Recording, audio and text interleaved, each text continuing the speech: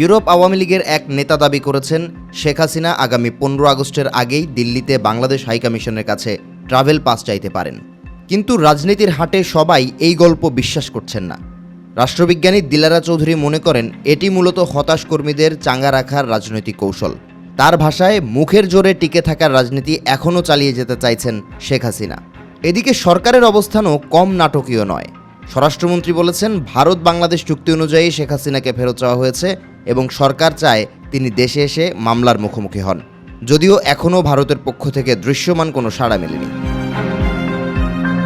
ফিরে এলে শেখ হাসিনার সামনে অপেক্ষা করছে কঠিন আইনি বাস্তবতা। আন্তর্জাতিক অপরাধ ট্রাইব্যুনাল ইতোমধ্যে তাকে গণহত্যা ও মানবতা বিরোধী অপরাধের মামলায় মৃত্যুদণ্ড দিয়েছে।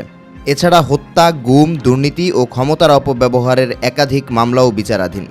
সাবেক চিফ প্রসিকিউটর তাজুল ইসলামের ভাষায়, দেশে ফিরলে তাকে প্রথমেই আইসিটির সামনে আত্মসমর্পণ করতে হবে। বাংলাদেশের রাজনীতি বহু নাটক দেখেছে, কিন্তু ফাঁসির রায় মাথায় নিয়ে এক সাবেক প্রধানমন্ত্রীর দেশে ফেরার সম্ভাবনা এ যেন উপন্যাসেরও অতিরঞ্জিত অধ্যায়। এখন প্রশ্ন একটাই, শেখ হাসিনা সত্যিই ফিরবেন, নাকি এই ঘোষণাও রাজনীতির পুরনো মঞ্চে নতুন সংলাপ মাত্র?